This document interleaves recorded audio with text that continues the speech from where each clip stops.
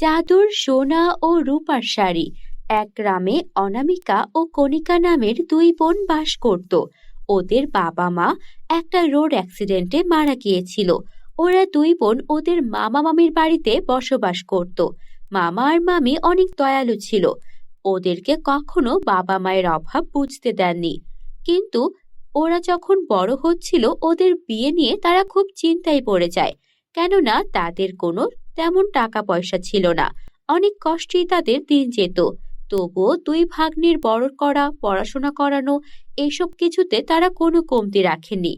অনামিকার কণিকার জন্য একের পর এক বিয়ের পাত্র দেখা হচ্ছিল, কিন্তু সবাই মোটা টাকা যৌতুক চাইলে বিয়ে ভেঙে যেত আর বিয়েটা কোনোভাবেই করানো যেত না।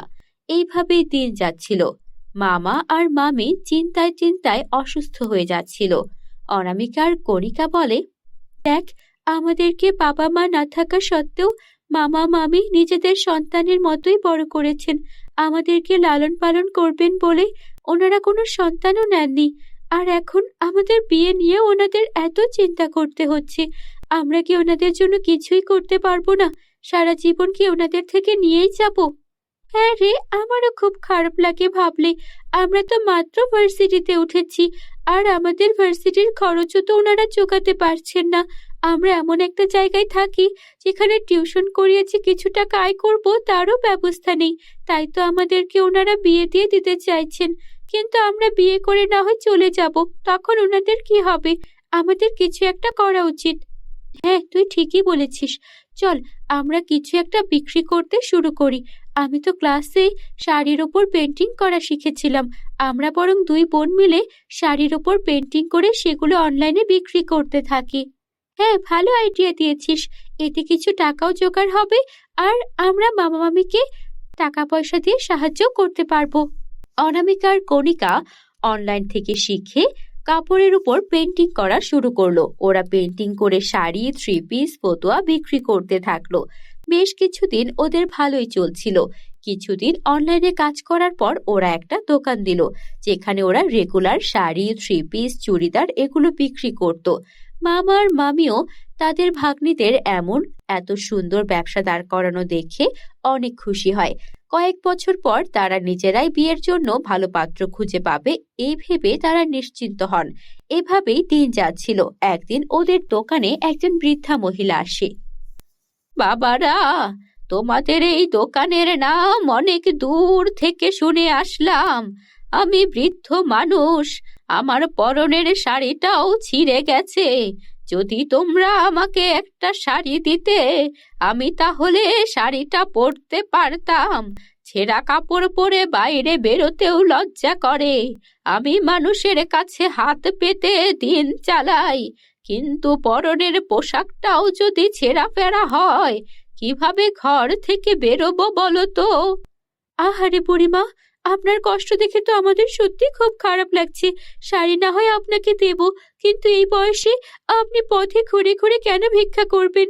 আমাদের বাবা মা নেই, বাবা মায়ের কষ্ট আমরা বুঝতে পারি। আপনার কি কোনো ছেলে সন্তান বা মেয়ে নেই? না রে মা, আমার ছেলে মেয়ে স্বামী কেউ নেই। বন্যায় সব ভেসে গেল। এরপর আমি এভাবেই বাড়ি বাড়ি ঘুরে চেয়ে চিনতে দিন কাটাই। বুড়িমা, আপনার কষ্ট দেখে মনে হচ্ছে আমাদের কষ্ট কিছুই না। আপনি চিন্তা করবেন না, আমাদের এই দোকানের সবচেয়ে ভালো শাড়িটাই আপনাকে দেব। তবে আপনাকে কথা দিতে হবে, আপনি আপনার বাড়িতে গিয়ে আপনার ব্যাগপত্র নিয়ে আমাদের কাছে চলে আসবেন। আমরা এখন ভালো টাকা আয় করি। আপনার মতো একজনকে আমরা অবশ্যই লালন পালন করতে পারবো। তোমাদের মন দেখছি অনেক বড়। আমি তো তোমাদের পরীক্ষা করতে এসেছিলাম। এই বলে সেই বুড়িটা একটা পরীর রূপ ধারণ করলো। তোমরা অনেক ভালো মেয়ে। তোমরা একজন বৃদ্ধাকে চেনো না জানো না আশ্রয় দেওয়ার জন্য রাজি হয়ে গেছো। তোমাদের বাবা মা মারা গেছেন, তোমরা অনেক পরিশ্রম করেই দোকানটা দাঁড় করিয়েছো। তবে আমিও তোমাদের সাহায্য করতে চাই। এই নাও, এটা হলো সোনার শাড়ি, আর এটা হলো রূপার শাড়ি। সোনার শাড়ি দিয়ে তোমরা যত ইচ্ছা তত শাড়ি নিতে পারবে, আর সেই শাড়ি বিক্রি করতে পারবে, গরিব অসহায়দের দিতে পারবে।